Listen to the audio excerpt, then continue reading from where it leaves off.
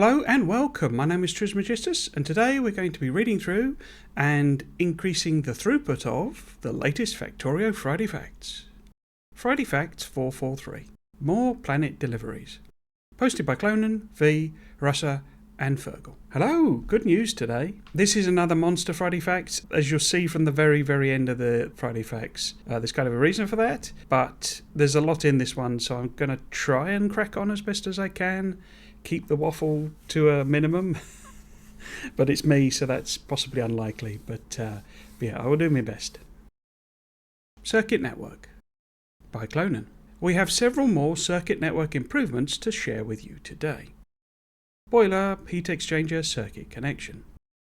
The boiler type entities can now be connected to the circuit network, which makes it super easy to set up backup or emergency power conditions. So boiler entities, it's kind of going to show you, obviously there is the standard boiler, the normal boiler in Factorio, which you connect up to steam engines to produce power early game, but there's also the heat exchangers, which is what it shows you in this picture, and those both can be now hooked up to the circuit network. So it doesn't have a caption in this picture, but it's basically showing the heat exchanger with a red wire connection to an accumulator, and it's using that connection directly to enable and disable the heat exchanger. They've actually replaced the standard circuit. Accumulators output a signal on A, which is their state of charge, so the amount of electricity they've got stored up in them percentage wise, and so you can use that. Normally you would connect that to an inserter or a tank or a pump, something like that, something that accepts a circuit connection that you would then use to enable and disable your boilers or heat exchangers. Now you can just do that directly, so you can connect the actual boiler heat exchanger to using a direct connection to, say, an accumulator or anything else you want in the circuit network. You will also notice the beautiful new heat exchanger graphics and working animation by Zolti. So this is the new heat exchanger here. The difference is that you can actually see the steam in it, but also it's got these like heat transfer, effectively like elements that are doing the heating of the water, because obviously heat exchanger produces superheated steam compared to the boiler, which does the normal steam. But yeah, so it's had a what we call it, like a polish basically. So it's now, because it used to just look like a boiler where they'd slapped a heat pipe on top of it, whereas it now does look a bit more visually distinct. Landmine. Landmine was less of a why and more of a why not, but it makes itself quite useful as a tripwire or enemy detector. Since the landmine doesn't do any friendly fire, you can't quite use it to troll your friends, unfortunately, though I admit it would be pretty cool to wire up a whole factory self-destruct switch. How it basically works is that it's this enable if condition. So you hook it up to a wire. Enable if basically means detonate. So when a landmine is enabled, it fires, essentially. So what you can do is you can have them all hooked up together and have them trigger on a condition. So what normally happens with a landmine, if you never use them, is a enemy comes in, steps on them essentially, and just triggers the landmine and it blows up. This allows you to blow up either blow them up in a controlled way because you set a signal, or blow lots of them up at the same time. So effectively you can give them all the same enable condition, and a big sort of swath of landmines can just blow up all at the same time. Input, output, split. In a previous post, Friday Facts 441, we showcased the new space platform set requests. In that, we said it is also possible to use set requests at the same time as read contents due to a little bit of magic self-subtraction. This topic generated some discussion about the problems of the magic self-subtraction and possible solutions.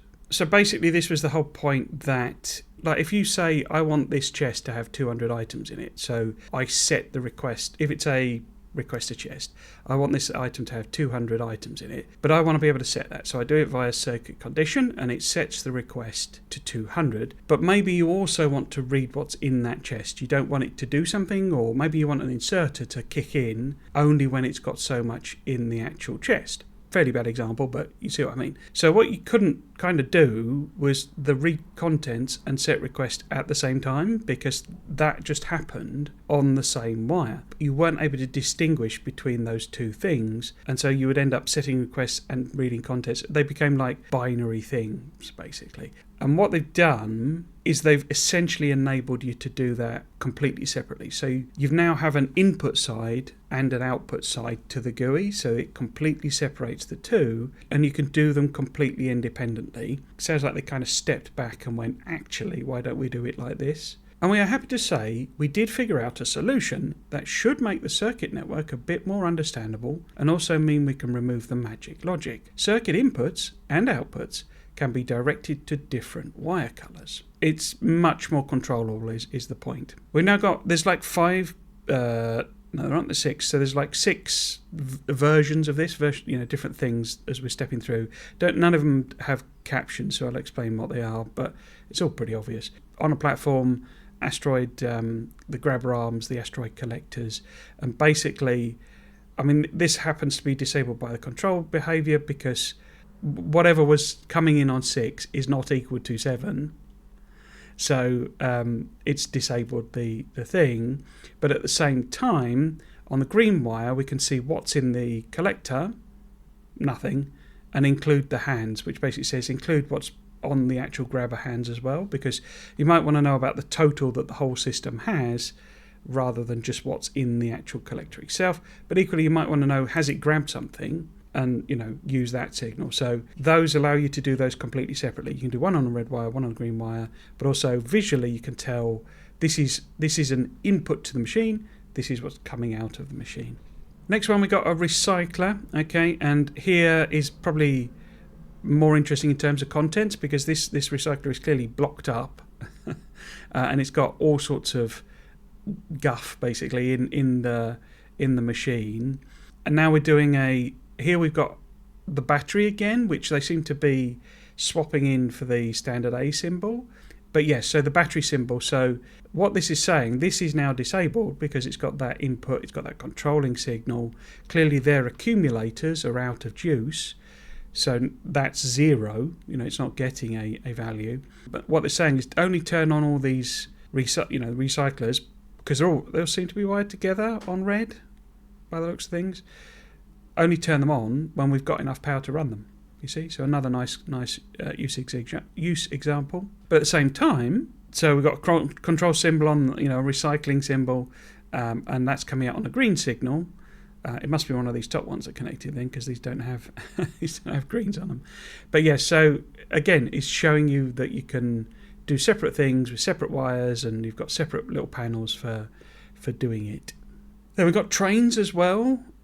It applies 100% universally. So everything that has a circuit connection, the code is just now that there is a separate input side, a separate output side, and they can just do different things depending on what I assume this is connected to a train stop rather than a train, but depending on what's connected, you can do different things. So the input, these are all controlling, output is telling us what's going on. So this train here has this contents, and that's what we want to know. We've then got a bio chamber. Not sure this is specifically interesting, other than showing you that, again, it's a different machine, so it has different parameters for you to control. Next one then is the nuclear reactors. Classic example of people controlling things via the circuit networks. It's just literally using set requests effectively to turn it on.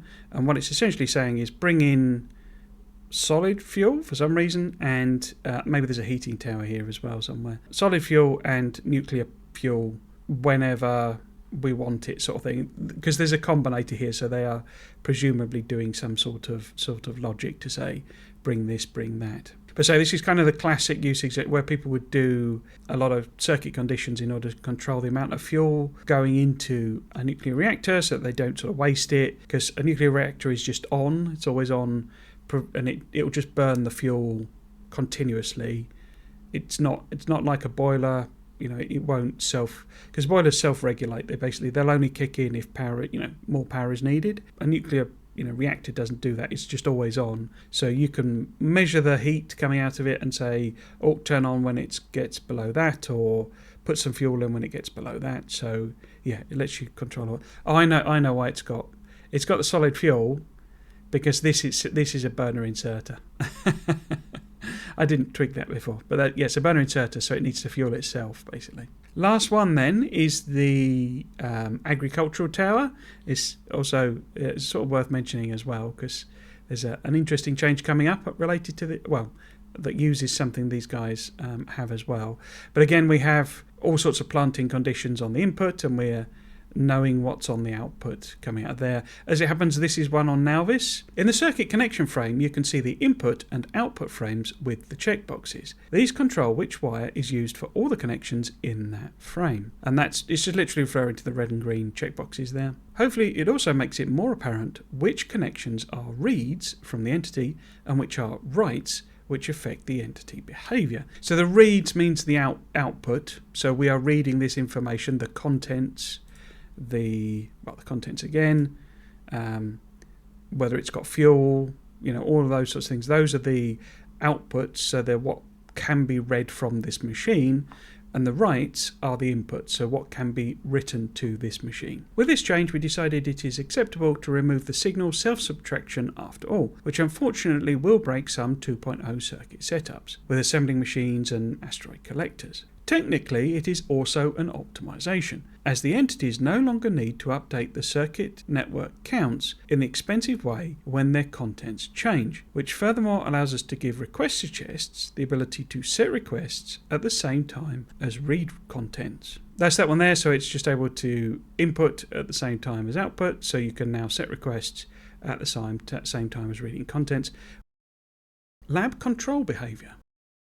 We had many requests to make some way to set research automatically. With Space Age, it became a bit more useful when planetary deliveries of different packs would necessitate manual switching to optimize usage, especially with the Gleba juice. We went through a few different iterations of the idea, feeling out the usage and feasibility, and I think we settled on a reasonable design. Again, no caption on this. It does go on to explain it, so I won't really talk about it, but obviously we've got a biolab here, and this is the new GUI, basically. So this is the new thing. And the key thing to note as well is the set research as the input. It's circuit controlled, as with the other things that this is talking about. The way it works is similar to the display panel. The research conditions frame is shown when the set research is enabled. So this is the research conditions frame, so it's this extra bit. When you tick this box, this appears, basically. The player adds a research condition, chooses a technology, and sets a circuit condition. So the research condition, it's a bit like interrupts in trains. So it's basically like you add these on, essentially. So you add research condition, and you can have, I'm sure there's probably a limit somewhere, but you could just spam in a load of these. And a bit like interrupts, it will kind of work it through. It'll explain how in a minute. But basically, you then pick which research you're talking about, and then you set the condition. So you would have a signal coming in, which has, say, the pack's information this is based on, which would usually be the most sensible. But you could set it, if you're using steel and you're very limited and you want a lot of it to be used for purple science, or we've got a lot of steel, let's burn through purple science. So, you could maybe do things like that. But essentially, this is a very simple check of how many of these packs have we got. If it's above, as it happens to be 0, so in other words, we've got lime juice, the Gleba science pack, in stock, so do this research. You'll notice this is actually set to transport belt capacity 1, which is that one there. The list of research conditions is evaluated from top to bottom.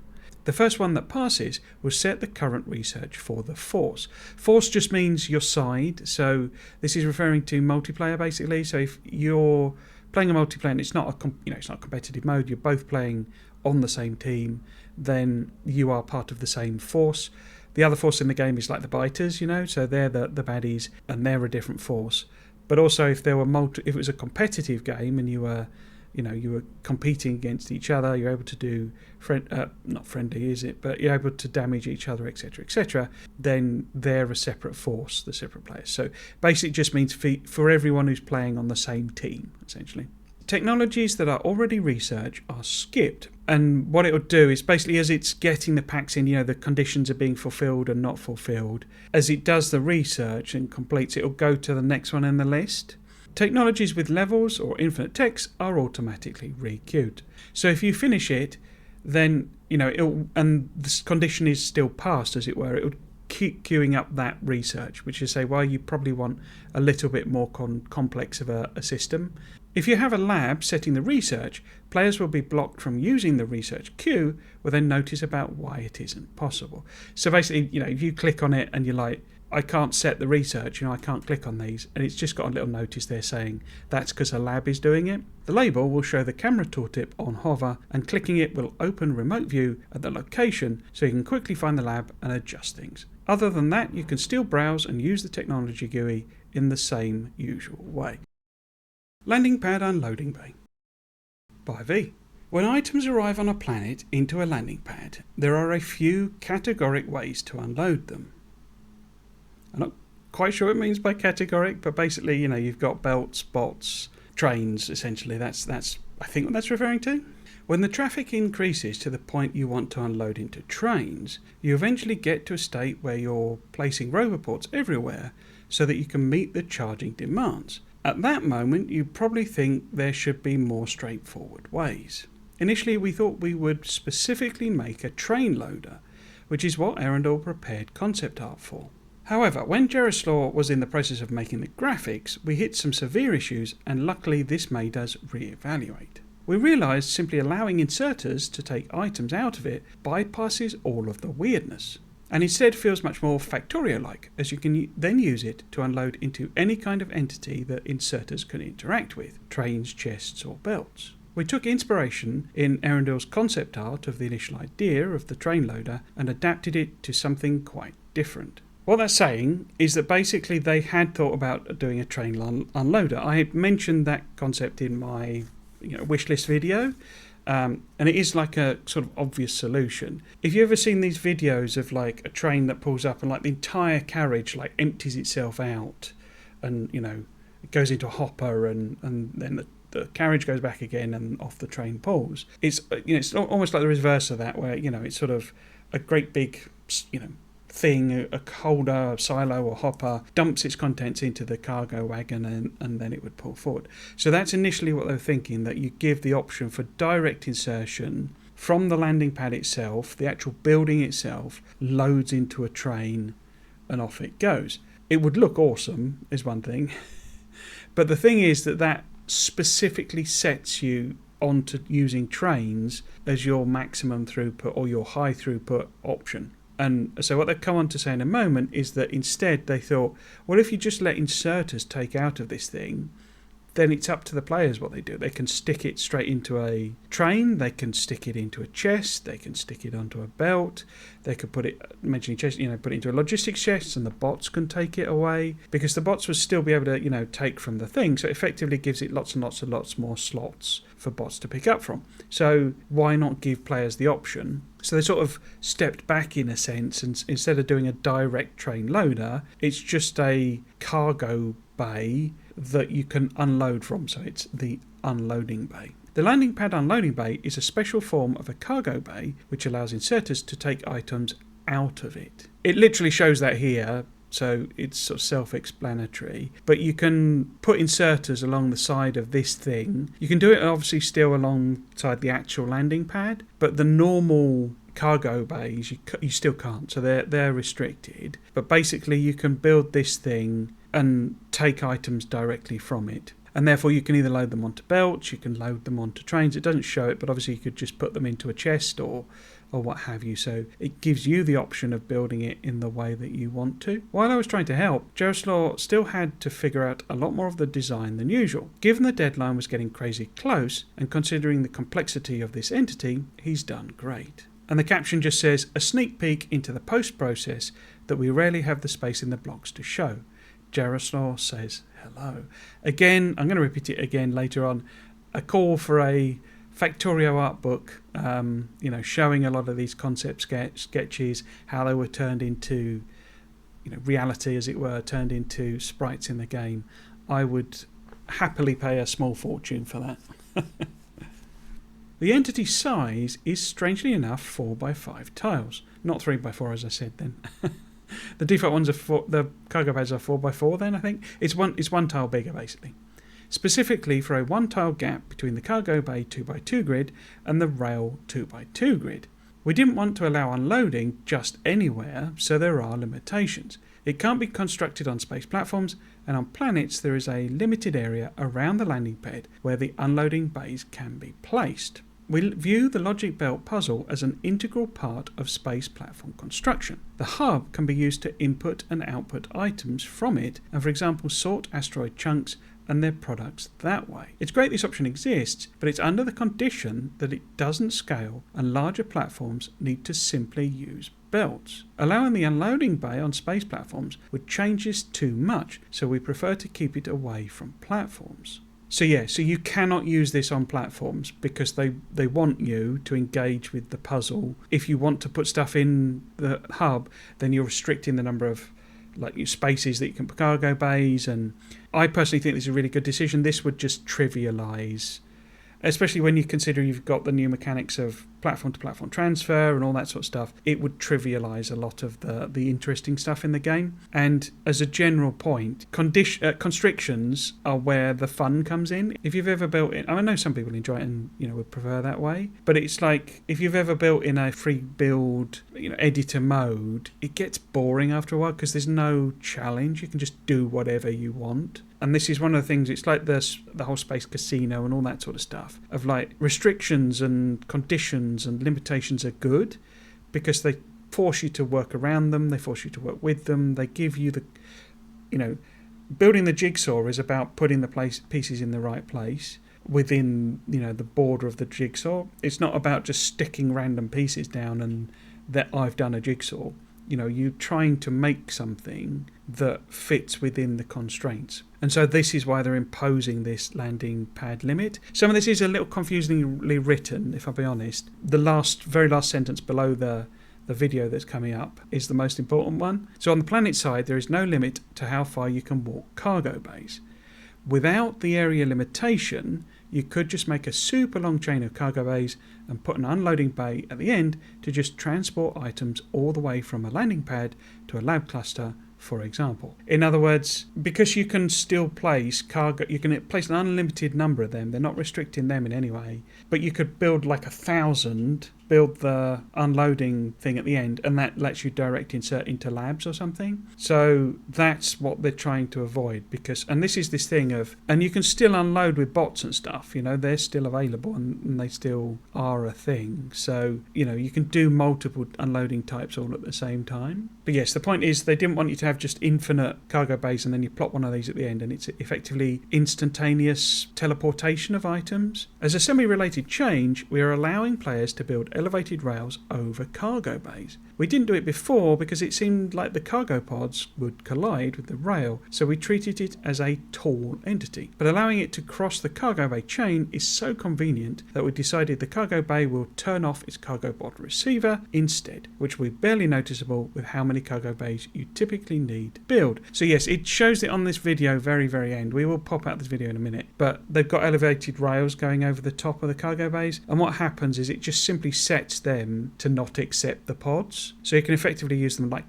connectors or like context extenders essentially. Make the inventory bigger, but it doesn't give you another slot for a cargo pod to come down to. And as this shows, it sort of doesn't matter. So I'll just finish this off and then we'll look at the video properly. Caption is this is using about half the allowed range. The biggest resulting caveat is that the allowed range is a flat number of 59 tiles. It doesn't scale with technologies or quality. Factories can vary in size massively, so it's difficult to find a value that would fit everybody. But we can always tweak it in the future or add some kind of scaling. So the obvious things there is it could scale with quality. Quality hubs could maybe have a longer range. That might be one option for all you insane mega bases. Another one might simply be a research. This is a good way of having a research that adds, it's 5x4, isn't it? So maybe it adds 5 tiles every research or something. Planets in the background. by Harusa and Fergal. Here it is then, the big one, the one that I kept asking for, that I did an entire video basically, that was the one, where I was like, I really want this has to be in there, because it adds so much atmosphere. It was one of the first mods that appeared, was planets in the background, because it just makes it feel like it's space, that it's all very well floating across a black background with white dots and a weird number of asteroids. It's space. We should see the planets when we're in orbit. What this first video is showing, the caption just says, "That's no moon, it's a planet." Obviously references galore.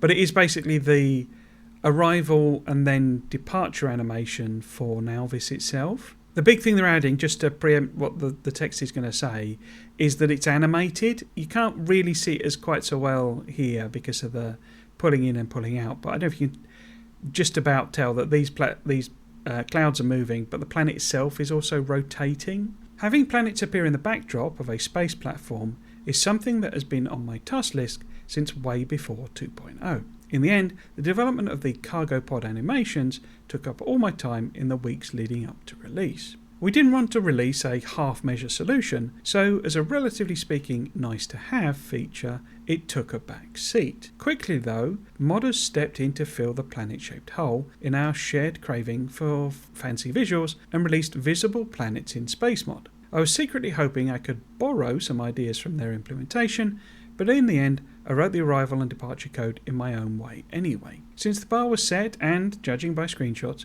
plenty of people had enjoyed the modded planets, I wanted to do a bit more than just put the mod in the game. At the same time, I was aware of the numerous custom planet mods which will probably be eager to use the feature too, so asset authoring couldn't be made too complicated either. I set about working with Fergal to find a solution who would explain what we settled upon. People have done new planet mods, lots of them, very quickly, okay? So the idea was to put it in as a systemic thing, in order that if you were making a planet mod, you could also do your planet in the background animation, okay? In particular, enabling you to do the animated version, because I think most of the planets in space mods, the thing rotates in a really weird way. It's just a circular disc that's rotating around, whereas this is actually rotating like a planet. So in other words, the east side of the planet rotates around and becomes the west side of the planet, and it has a pole, and it's hidden but it's underneath. It has a shadow that moves dynamically. It has clouds that move dynamically. I think one of the reasons they might be showing you, because what they're showing you are the very cloudy versions of Nauvis. So it's like, yeah, it's the amount of cloud is variable. It's not always completely covered in cloud, but I think they're trying to show off that it has this dynamic cloud system, and it does look great. But you can see the planet properly underneath, and it depends on what time it is and all that sort of stuff. Planet texture details by Fergal. Like with the asteroids in Friday Facts 411, using sprite animations for this was out of the question, because the slow rotation would require thousands of frames. If you don't remember that one, it was basically them explaining that they wanted the asteroids to rotate slowly, and with sprite animation you have to do individual frames essentially for that rotation, and so having thousands of sprites in the game would actually be really bad for performance, etc. So instead they've done it procedurally, and it's it will rotate the shape itself, as it were, and it will make all those intermediate frames, which is one of the reasons they look so good, for you basically. So they don't have to store all those sprites. It's creating them on the fly. Harusa very smartly implemented some code to make a simple square into a 3D ball, and implemented some real-time lighting. He then passed this to me to take a pass over the shader and texturing. I tweaked the lighting slightly to include some atmospheric effects, and started working on a method to have animated clouds that wouldn't be too resource expensive. I settled on running a flow map, so all the clouds in the planet are a single texture which is distorted according to another texture, rather than an expensive sprite sheet. So as I said, basically, you can see it better here. By lighting, it means that the sun side and the not facing the sun side have lighting. They're lit. They're not just. It's not just they've coloured the sprite in those positions. It is that lighting is being applied to as a planet. It even has, and you can see it better on, which one is it? Yeah, the Fulgora one. This is like the direct reflection of the sun on the planet. I used to actually make wallpapers, like desktop wallpapers, and making planets in space was always like the most fun thing, because you can just run lots of noise algorithms and then apply texturing to them, and if you do little spots of light in the dark, you can imply that there are cities and all that sort of stuff. So it's a massive amount of fun making planet wallpapers, basically. I should get back to that. It was huge fun. And then it's using the flow map in order to take a single cloud, so a single sort of picture of a cloud, and then distort it and, adjust the shape of it so that it is visible wherever they want to put clouds, if you see what I mean. So it is a sort of a dynamic system, and that means it's procedurally generated, and that means anyone who wants to do their own planet can follow those steps and make a dynamic planet with weather and their own textures. Yeah, so that's what they're trying to get to, that it looks good, but it's procedurally generated, it's algorithmically generated, so that any planet can have it applied. Okay. Now for the textures. Technically, any texture can be mapped to this sphere, but they pinch around the poles because that's the nature of mapping a flat image into a round object. I guess I didn't really explain that. The basic point is, they just have a square.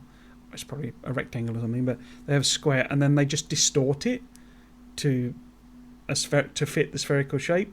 And then, of course, what they're doing is making it, effectively, I'm assuming one side of it is popping onto the other, and they've made it so that these two edges match perfectly. So when you then rotate, squish it down, basically, as they rotate, as they move that across the plane, the bits that are here, you can't see the seam, essentially, where they've connected the two sides, and they've just made it nice and smooth. But when you do that sort of distortion, it's a bit like the reverse of, when you see a map and all of the continents are there with this, there's like no gaps in the ocean, even though when you take a sphere, I wonder how many flat earth nutters I'm going to get commenting on this video, but basically, the ocean at the top is just continuous ocean. It doesn't show that you have to slice it up in order to flatten out a sphere, and this is the same. You're taking something with, if you take the top of a square and say, well, actually that's 1 pixel, you can see the problem in that you're squishing down. You've got lots and lots of pixels at the top, and you're squishing them down into fewer, and then in the middle it's sort of staying the same. So effectively that's what they're doing, and that's what it means by pinching, basically.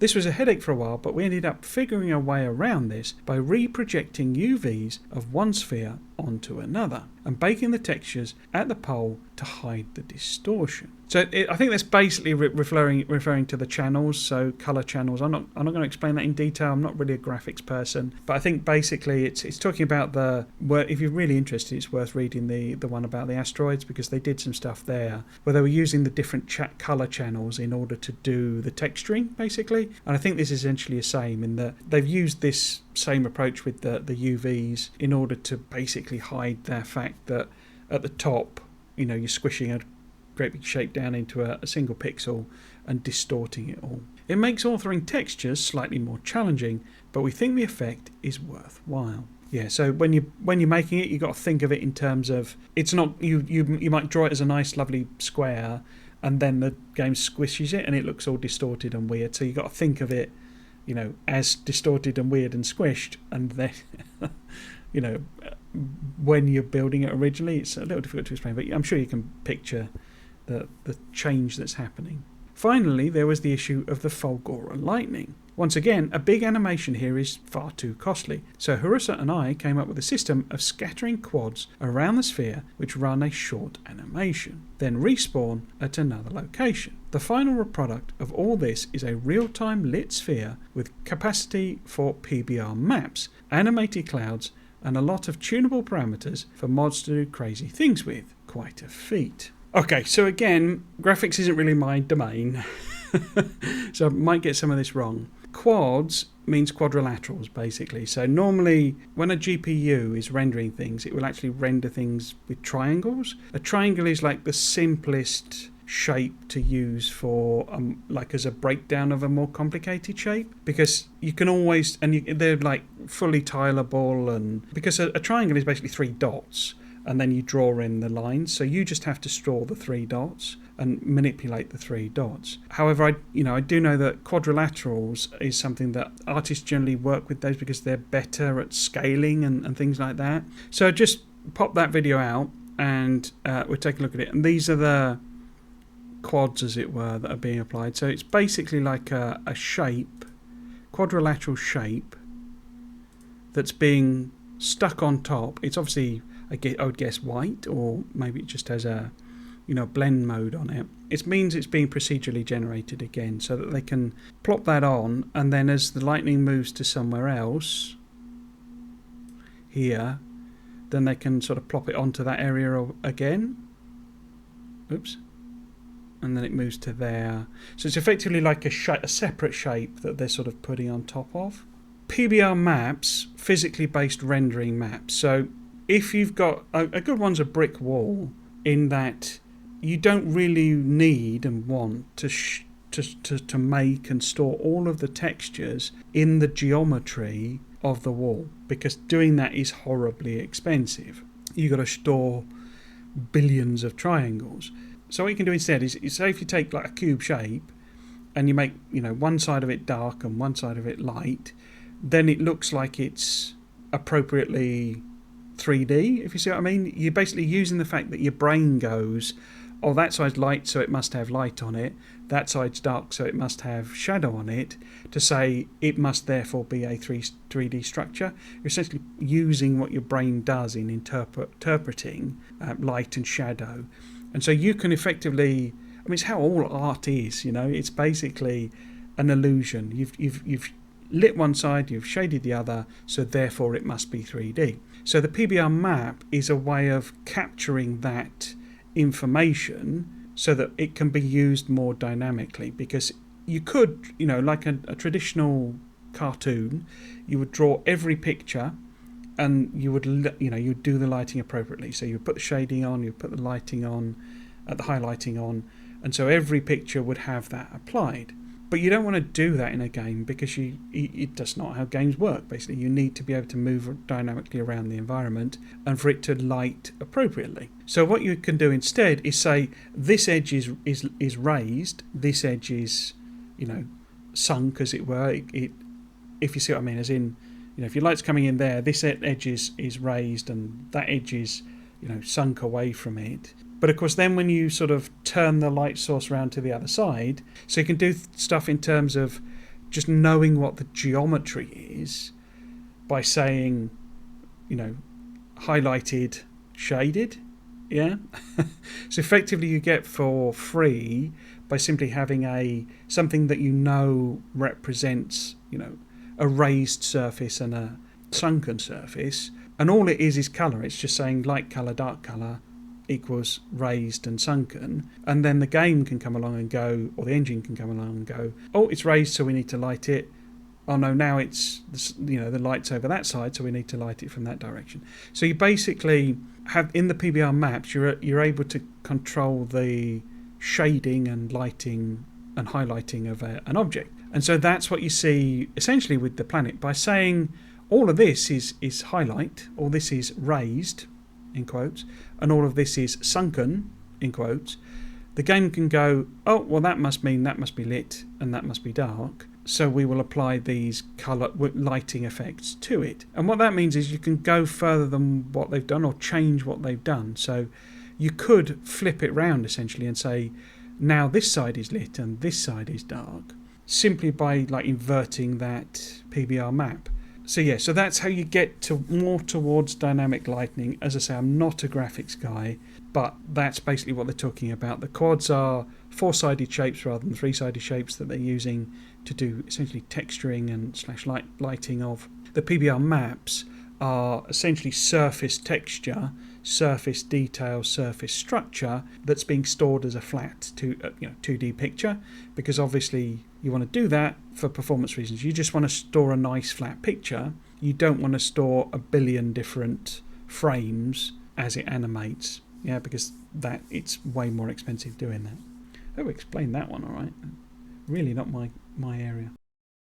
Pump connection to train by V. In order to implement the pump to fluid wagon connection we added in 0.15, pump got super complicated. It already had animations for many different combinations where the fluid wagon could stop, 6 tiles, 2 sides, 2 directions, many frames, several layers, but still, after all that effort Albert went through, the logic was limited to only connect pumps to fluid wagons which are aligned just right. And as the Friday Facts mentions, some aspects of our trains are cursed, so if you do anything out of the ordinary, the fluid wagons are not aligned right at all. So this, it literally it's showing it here. The big one, as the caption says, as you can see, only the first fluid wagons can be unloaded, even the last one is treated as misaligned. Basically, and you will, if you've ever been on the Reddit or forums, you will see a billion...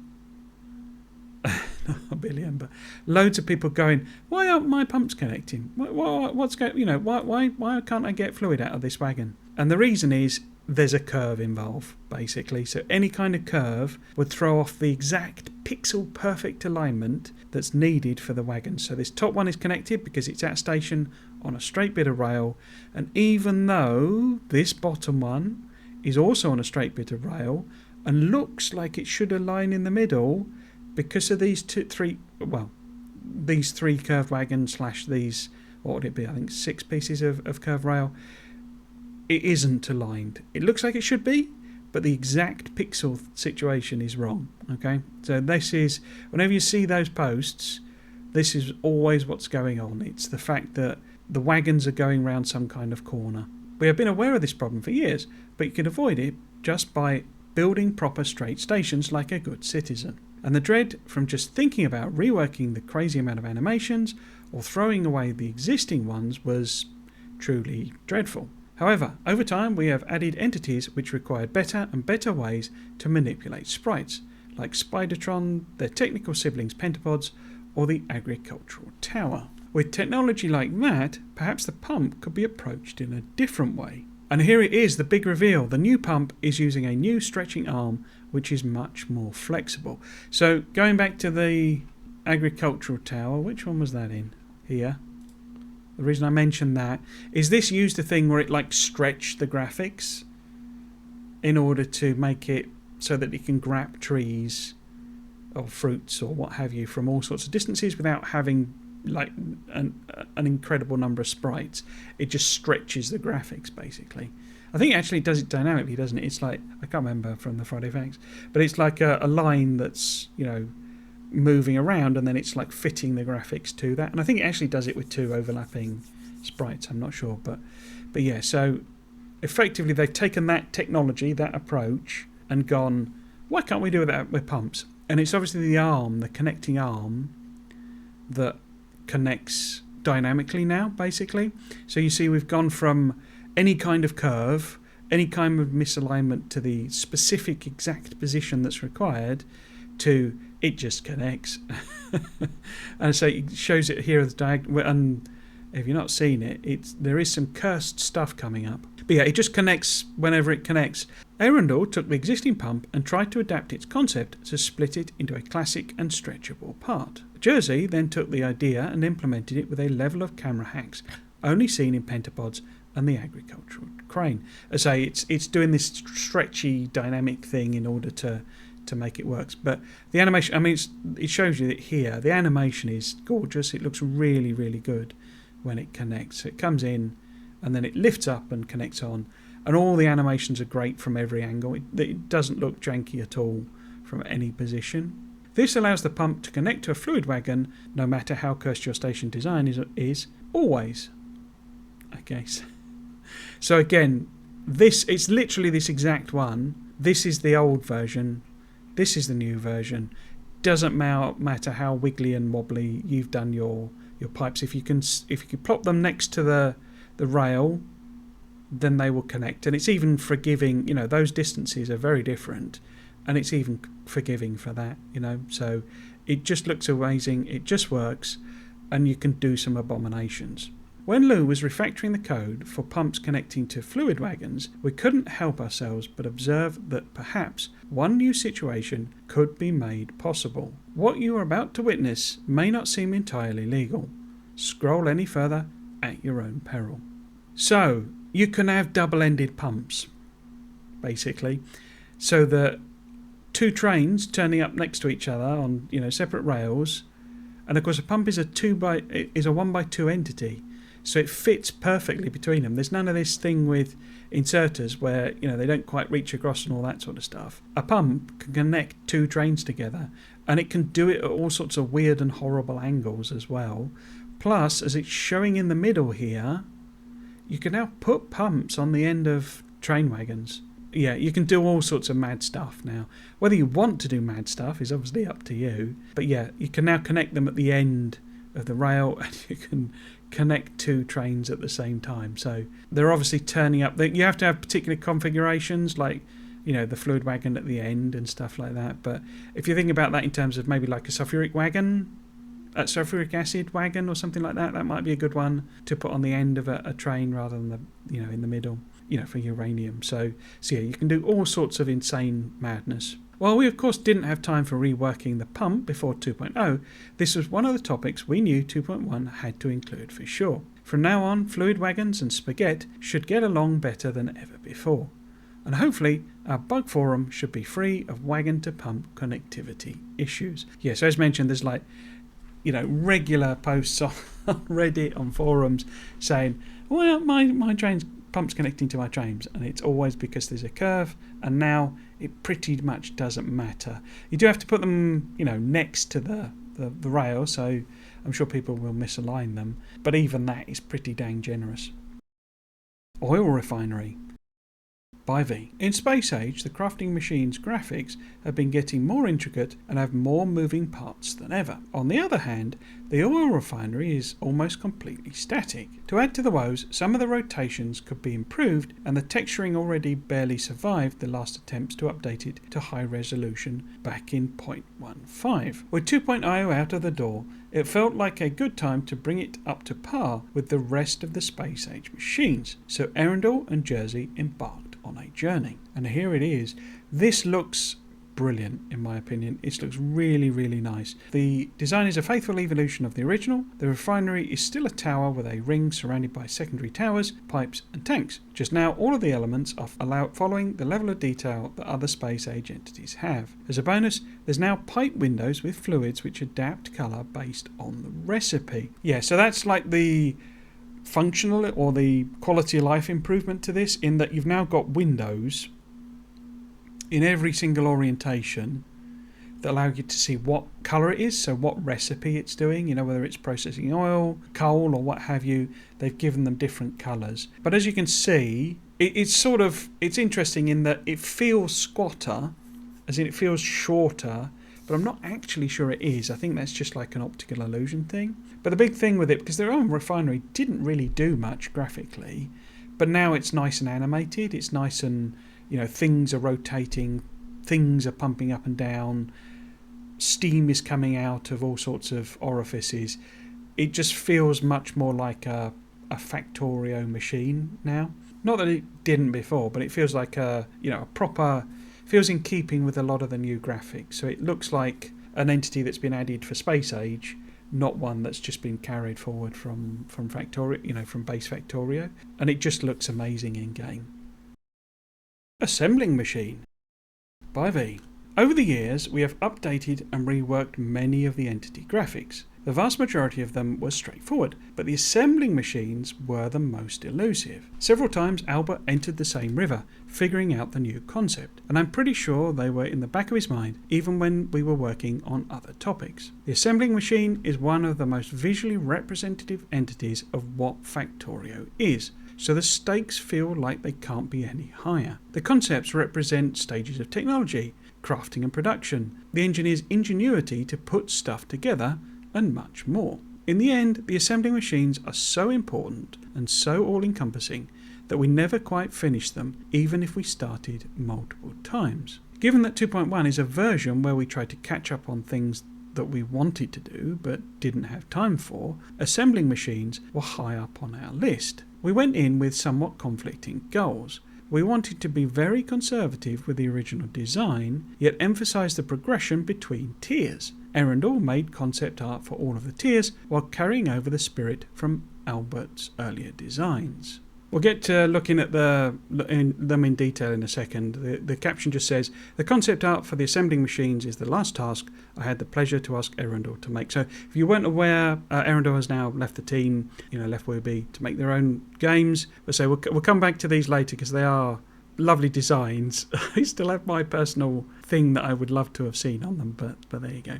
Based on the concept, Jersey then created the final graphics. As you can see, the concept has differences in many areas. A lot of the elements had to be moved around for them to fit in the 3D space. The reason I sort of read that bit is because we'll point this out now. It's most obvious in the level 2 assembler, the blue one in the middle here. You have the gears like on a flat plane, okay? And then when they've been done in the actual graphics in the game, they're both horizontal and vertical. So that's the type of thing where it says they've been moved around and tweaked and shifted. Then that's the type of thing they're talking about, is like putting things in a different orientation so that they're either more visible or more obvious. But say we'll analyse the graphics a little later. While Albert's initial concepts and designs, Arundel's concept art and the aspects of Jersey's graphics production were doing the heavy lifting, the assembling machines also became a topic of all of us artists weighing in and discussing them for many hours. We believe the results speak for themselves. May you enjoy looking at them in the years to come. It just ends off with, this is like, I'm pretty sure they've shown this picture as like a banner thing, and this is like an actual representation of it in game in a functional sense, because that old version I'm pretty sure is the one where it had like weird inserters that couldn't work, and like I think that it had like fuel being inserted into the centrifuge, and now this is like a working functional version of it. One of the things to point out is I'm pretty sure that's the damaged assembler. I don't know because I haven't seen a damaged one, but I'm pretty sure that's like a damaged assembly machine one, and I think that's the only one it shows. Quite why this flamer turret isn't incinerating these biters, I don't know, but there you go. And there's the new oil refinery in game. We've also got down the bottom here where is it? There we go. Here's the heat exchanger, the new one in game. You've obviously got this is the 45-degree flamethrower turret from previous Friday Facts. So yeah, so here they are in their animated form. So we will come back to that. We will actually look at them as the static pictures first. We are really happy to have you all on this journey with us, and we hope you will all enjoy playing 2.1 next week.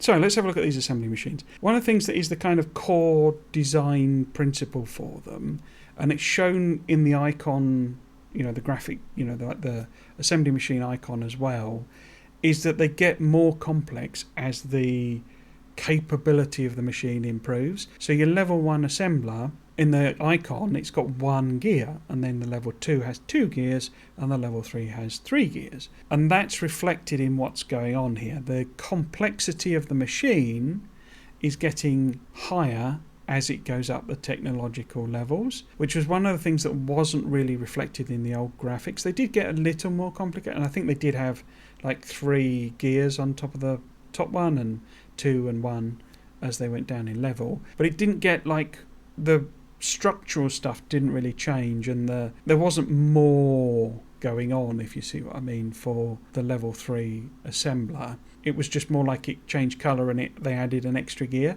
It's not quite that simple, but it felt like that. The complexity of these, though, goes up, but it's maintaining that principle in that as these get more advanced machines, so you get sort of more advanced bits of all of the components. So if you look at this, I don't know what it is, like a stamping, part, it goes from this simple version to a more like significant, chunkier version to like a super one. You can almost imagine this is powered by just purely the gears. This one becomes electrically powered, and then this one is, I don't know, steam powered or something. It's not quite like that. But another example is this, whatever this vent is extracting, it becomes bigger and becomes bigger because this is a more capable machine. It consumes more power. If it's venting some kind of byproduct heat from the manufacturing process, because the manufacturing process is faster and also more complicated, it has to vent more heat, basically. So that's what's going on. But other elements are maintained in the initial design. This tank, or whatever it is basically identical across all three. The sides of the machines, which look like, they look even more, they've always looked like it, but they look even more like things that are riveted to the side of the machine just to stop it from falling apart, rather than serving any functional purpose.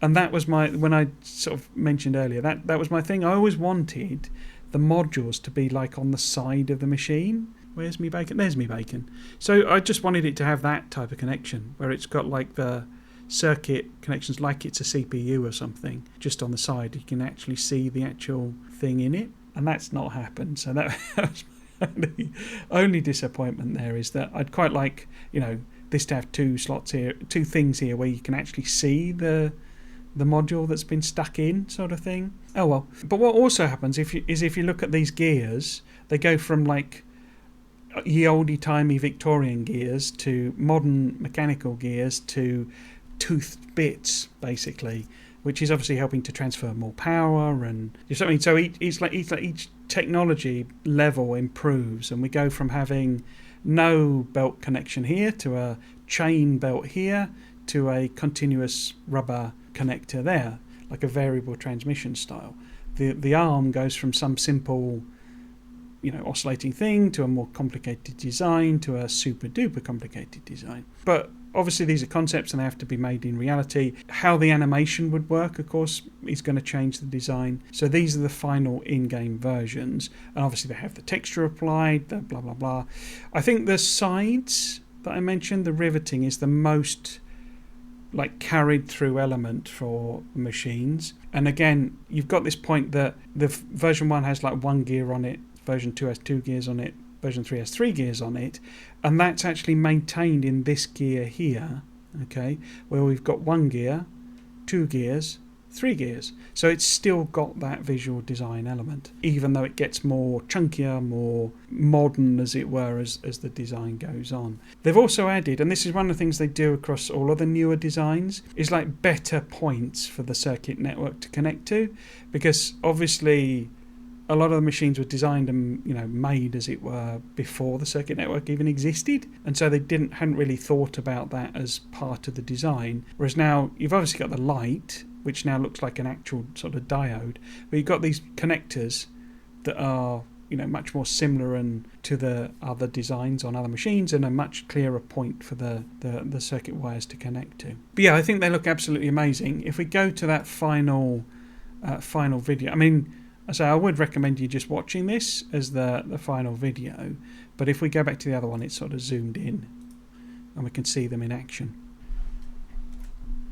So yeah, there's also the speed thing. Remember that this operates at, is it 0.5?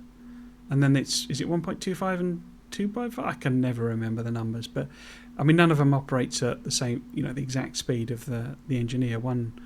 Or is it 0.5, 0.75 and 1.25? I think. But you can actually see it speeds up. So this is relatively slow, this is much quicker, and then this is nice and fast, you see. So it's just the level of detail and the level of intricacy has gone up, to another level, basically. It's so much nicer. So that's the new assembly machine. You will be looking at tens, hundreds, thousands of them into the future. Question then is, are they going to update any others before the launch, or is this everything? So let's just look at all of these. This is obviously now this, and we've seen this before. I say it does vary the amount of cloud. It's not always like massively cloudy. You can see the planet a lot of the time. Then we've got Volcanus with the ship in the foreground. So this is why it looks. Look at that.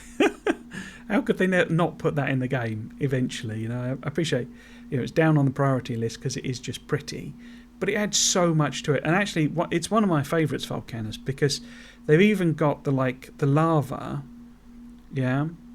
is flowing round, and it's sort of Does it have a little? I thought it had like a, like a wobbly effect on it, so that bits got brighter and darker, like it's proper magma.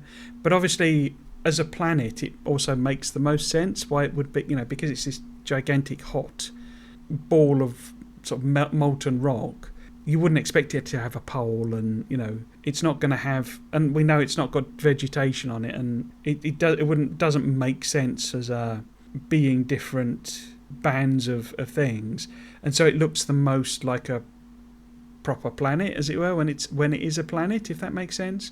Although Aquillo's pretty nice too. But yeah, I do love these. This is the lava.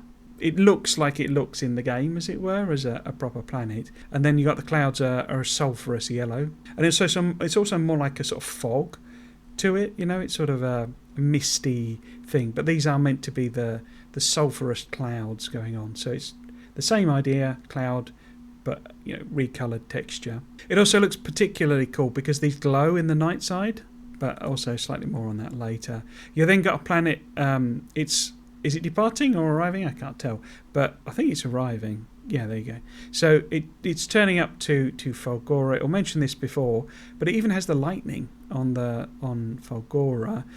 One of the things that's nice with that is it's consistent in the sense that, but the whole point of the lightning storm on Fulgora is that it's on the night side because it's this nighttime storm. When you're playing the game, as it comes into night, the storm comes and the storm goes when it's dark.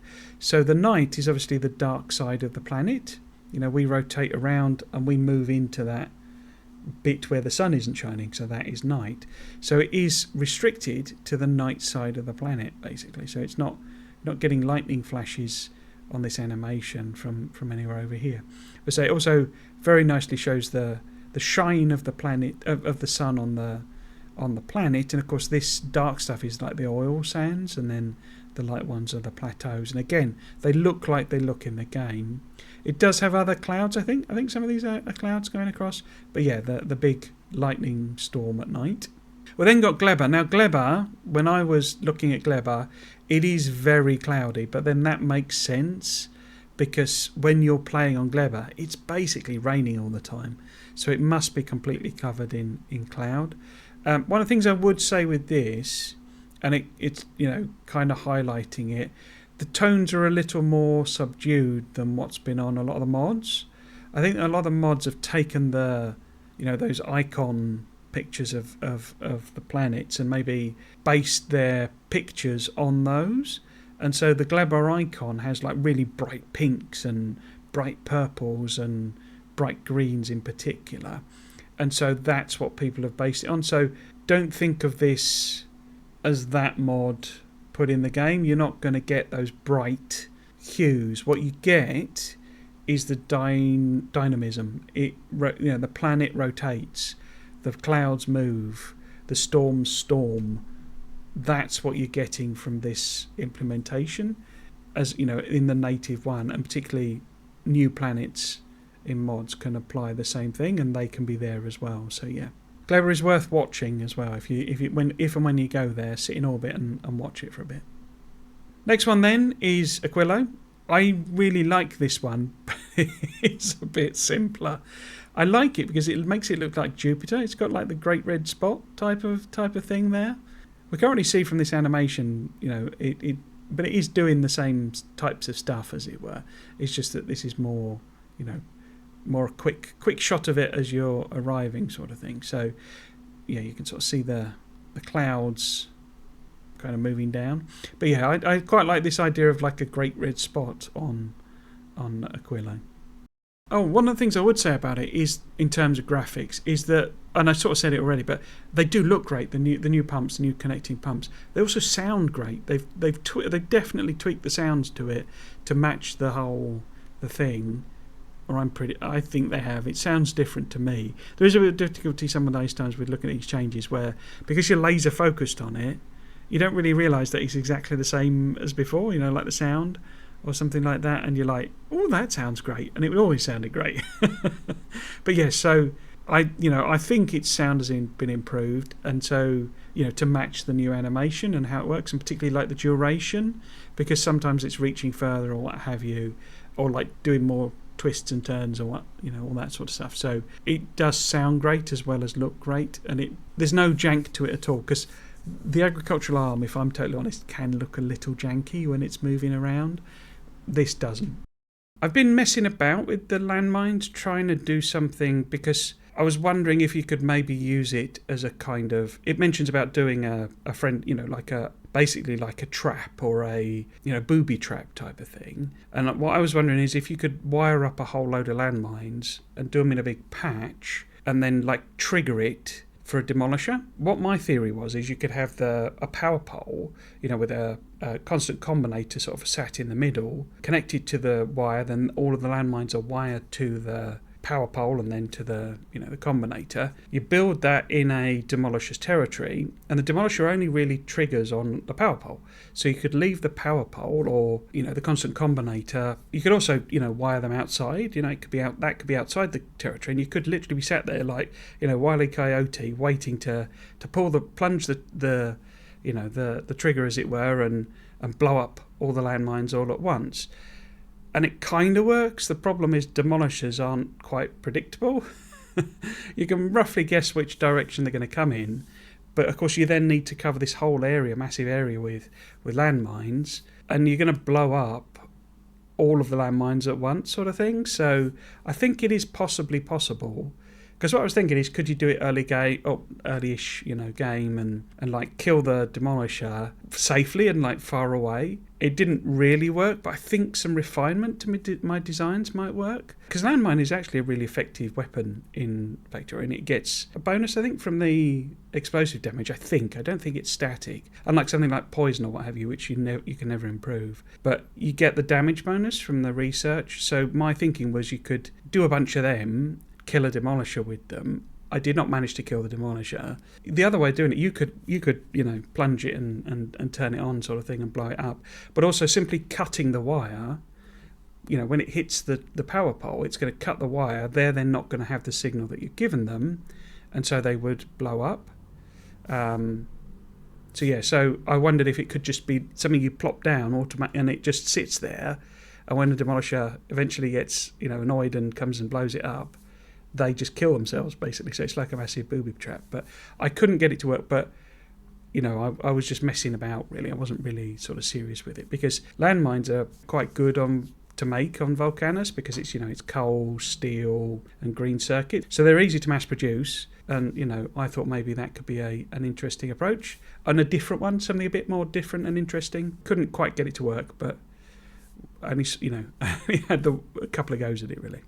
And this is most relevant for infinite technologies, in that if it's got the Gleber science and it wants to do that technology, but it's on level 53 or something, a random number, then it will go to that, go to 54 type of thing. So it will skip to the one that's appropriate, and that's really what it's intended for. It's more about allowing you to set up and control particular researches, and you can do things like, because you can read the cost and read the technology, obviously this is a relatively simple thing of just, have we got the science packs, do that research. But you can set it up and say, well, okay, maybe one part of it is, have we got the packs, but another part of it is, which is cheapest, which is the one I want to do the most, what have you, etc. And so you could set these all to be, say you've got 10 researches that you want to do and you want to alternate between them, and you could just give them a different circuit one. So circuit signal A, B, C, D, and then it's up to you to do a controller system that says, calculate what it is research-wise that you want to do and send it that signal, basically. So you can obviously control this much more dynamically with combinators and what have you, and what this is showing is a relatively simple example. So yes, let's have a quick look at these in more detail, as it were. So this is I think underneath there, the bit that's all coloured in is like what's come from the normal cargo bay. So this is been put on top of it, essentially. It will mention in a minute, a cargo bay is 3x3 and this is 4x3. So this is an extension of the kind of asset, essentially. So this is all on the top. I believe this is Blender. I think they use Blender to do the 3D graphics. But as I've said, I think last week, I think it was, that they do proper 3D models, in a sense. They're not just hand-drawn things. Obviously, they concept it up with hand-drawn work and what have you. But when they come to do these, they generally do, nowadays anyway, maybe they didn't at the beginning, but they generally do a full-on 3D Blender model, which opens the intriguing possibility of someday making a 3D version of the game. It wouldn't quite work because they do a lot of like flattening and false perspectives and all sorts of stuff to make it look good. If they rotated them, they look very weird. So having done the Blender modeling, and it's got all of those lovely details that I absolutely adore, the weird, pipes and all this sort of stuff going everywhere that, sort of makes sense but doesn't make sense, but does make sense but doesn't make sense. And then this is the colorized version, basically. So this is it playing basic color. I think it's also got some shadowing on there as well. Already looks really lovely. Then we've got the application of decals. So basically, if you look up here in particular, you'll see that a worn spot comes in. So this is them applying, as I say, like wear decals and all that sort of stuff. I think the shading also gets a bit of a pass. And then the final one is applying specific lighting effects. Factorio has very directional lighting, because even though we go through day-night cycles, the sun never moves in the game, so your shadows don't really rotate, move around as the day goes on. So it has lots of highlights applied, particularly across the thing. I think those are the major changes going on. I don't know what their production pipeline is, but that's what seemed to be happening to me. It is, again, it's a gorgeous model again. All of the artwork, especially nowadays, is just so good, which is a good thing for a couple of things that are coming up in this Friday Facts a bit later on. So yes, let's have a look at this video. There's so much in these Friday Facts, it's bonkers. No wonder the videos are like 2 hours long. So what we're showing to start off with is a whole load of cargo pods coming down, and then we get the rail thing. Now you'll notice what it's got, because it mentioned about the whole 2x2 alignment and the 5x4 shape. So it has two parallel rails going on, and each of them has that. They're obviously unloading science packs. Clearly they're doing science off planet, so they're making purple science packs, blue science packs, and obviously the normal ones, science one, so space science, and then you've got your Gleba ones there. So they're bringing everything in, essentially. So you've got loads and loads of things. The trains are turning up and unloading really quickly, because obviously they're using the stack inserters. Somebody who's smart might be able to work out whether they're using like legendary, train carriages or anything like that. But yeah, so it just keeps zooming out and zooming out and zooming out. And then obviously therefore we've got all the different trains of all the different colours sat sort of waiting to leave, and we've got the train stops on the sides, and it just keeps zooming out because it's a lovely big boy. But these are 1, 2, 3, 4, 5, 6, 7, 8 trains, so it's 2, 8, 2. You will notice in the way this is built, you don't have to do anything like these unloading ones. They don't all have to connect together, if you see what I mean. So you do have to connect the cargo bays. It's the red ones are not going across the top there. So you don't have to connect them like that. You can put them anywhere that you want. You do, however, have to connect the cargo bays, and that's what's going on here. So the reason it has now the ability to have trains going over cargo bays is that to have these like docks for trains, you need to put them... I guess you can have the trains go in and out, but to have them as pass-through, to have them travelling through, you need to be able to connect them with the cargo bays at the top, but have elevated rail going over the top. And that's what's going on. It's only on the very, very end that you can just about see it. And it does the loop then. But can you see here there are cargo bays connecting? So in other words, this is one continuous thing of cargo bays and landing pad and unloading bays. It does go longer down the bottom here, for whatever reasons, and then connects also at the bottom as well. It's unfortunately, the timing bar shows it, but there is connection at the bottom as well. So it's effectively like one. It's like a beehive-y type structure, essentially, where it's got essentially holes in the way it's designed, and that's where the trains come in, and then elevated rail allows that to happen. And of course, I'm sure people will come up with amazing designs and what have you, and that's kind of what they're going for. But of course, you can do belts as well. You can do bots. You can do unloading directly into logistics chests. And you can do all of those at the same time. So whatever works out to be the best method is available to you. Whereas when they originally started this, it was very much just sat on trains. It was just a trains thing. So I guess I should also comment on the whole landing pad thing. I actually referred to this in, I can't remember who it was asked the questions. I think 2 people did. It's effectively trying to give you the requests for more landing pad, more actual landing pads on a planet. This is them trying to accommodate that request so you can do massive throughput, but also give you a design challenge, give you a still a logistics challenge. It's not just. The problem with multiple landing pads is it just becomes a cheat mode where you're just like, oh, I need this thing here, slap a landing pad on. And so it's trying to avoid giving you that much simplicity, but also giving you something that's flexible and what have you. And it mentions about the 59 distance.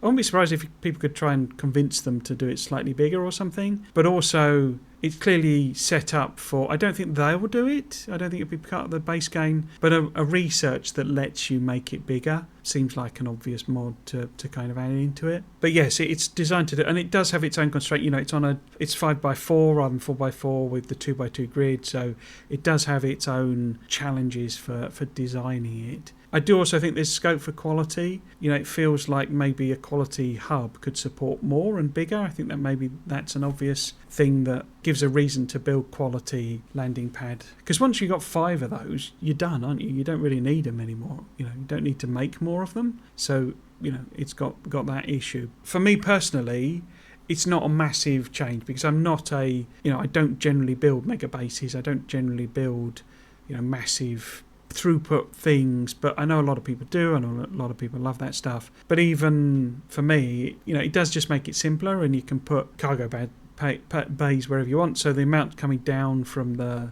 planet is just basically unrestricted.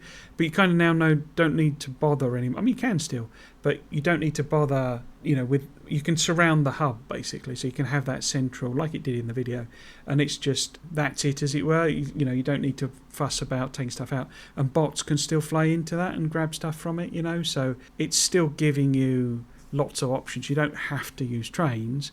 The key thing to note, I think, as well in terms of their operation is that you can't put them on platforms. I'm sure someone will want to put a mod in that does, because it does just platforms are meant to be a bit of a challenge, and it's why they don't let you put bots on them, and you can't have undergrounds that go across empty gaps, and every platform piece has got to be connected. All those restrictions are around giving you a challenge to work with, and so putting them on a platform would just make it trivial, because you'd just be able to take in and out.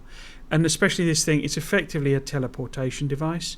Something lands in the hub, it's instantly available wherever it is. And and again, with the size of it, which gets, the whole game is a logistics game. If you can teleport things instantly, you're just taking away what's interesting about the game. But I'm sure people will put mods in that let you do it, and researches that let you improve it and what have you, for those that don't really care about that sort of thing. Oh, and also you can't put things in. So the only way of inserting, is still via, bots and requesting and that sort of stuff. So, and obviously the actual cargo pods themselves. So you can't insert things into these. It's not like it's a big chest but not a big chest, as it were. It's not that, as it were. Oh, and I guess the thing I'll just leave you with as a tease is think about the thing, like the aspect of the game. I don't know whether they'll do a Friday Facts on it. Maybe they'll leave it all for a surprise. But think about the aspects of the game. And this is coming back to this whole thing of how I used to do the speculation. And I'm not going to tell you, as it were, but think about the things that have not been covered in these most recent Friday Facts. What's the sort of area of the game, or areas of the game, there may be multiple, that haven't really been talked about very much. Okay, you've had lots and lots about machines, and you've had circuit network stuff and those sorts of things, and new building in the unloader. What's missing? What have they not covered that is an aspect of when you're playing the game? So if you want to speculate about stuff, and people still aren't really speculating, but I guess you're used to rely on me to do all the madness, but what's the part of the game that's not really being covered in these Friday Facts, or parts of the game? Are there, there might be multiple bits and pieces where you're like, they've not really talked about that. What do you think that might be, and what do you think might be in the future Friday Facts? Because it could well be, it says next week, which is the last full week in June. It doesn't say when it's going to launch in next week, but obviously you've got a Friday Facts slot that could be, it's available. It will come out for experimental. I linked to it before, but Exterm has a nice video just sort of showing you how to do experimental on Steam if you want, or you can download it directly from their website. But yes, it will come out experimental.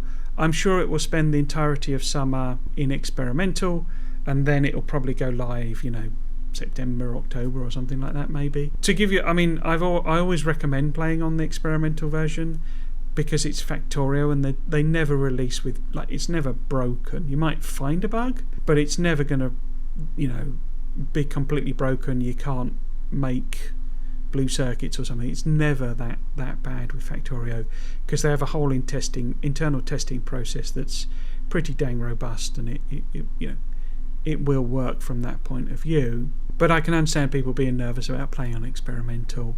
I do not know whether it will just carry saves over. I'm pretty sure it will. There might be things, as I mentioned, about the Folgora ruin, the ruins on the oil ocean, because things like that generate when they build the map. They might not show up, but a lot of the graphics are going to, because they are just improvements. And it did mention, the circuit network change. That's going to break some builds.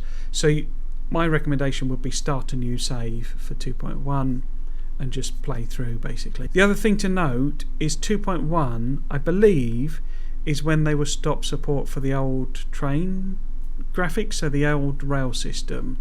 So if you are wedded to your 2.0 / 1.0 version of trains, then don't upgrade, because they will be removed. You will suddenly have no train tracks in your game, or no curved rails at the very least in your game. So if that's a concern, then don't upgrade. But I really would recommend start a new save, start a new base with 2.1, whether that's experimental or you wait for the full release. Just to end off, tiny little anecdote. I found a bug.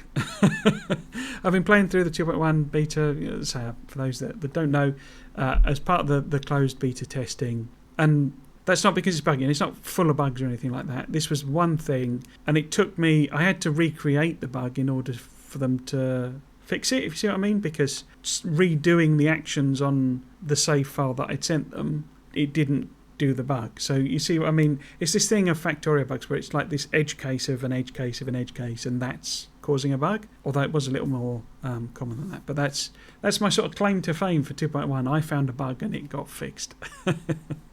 But say, don't worry. It's not buggy. It's not going to fall over. And that's the whole point of having closed and open betas, that they get to test it in more ways than they can think up from automated testing. I hope you enjoyed today's Friday Facts video and might consider coming back for another one.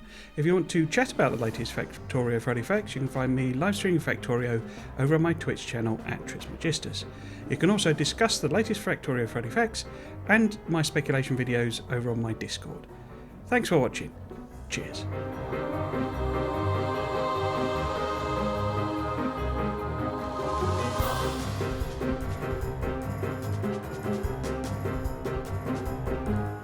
We've officially reached that point. My voice is giving out. The magic self-subtraction. In Space Age, the crafting machine's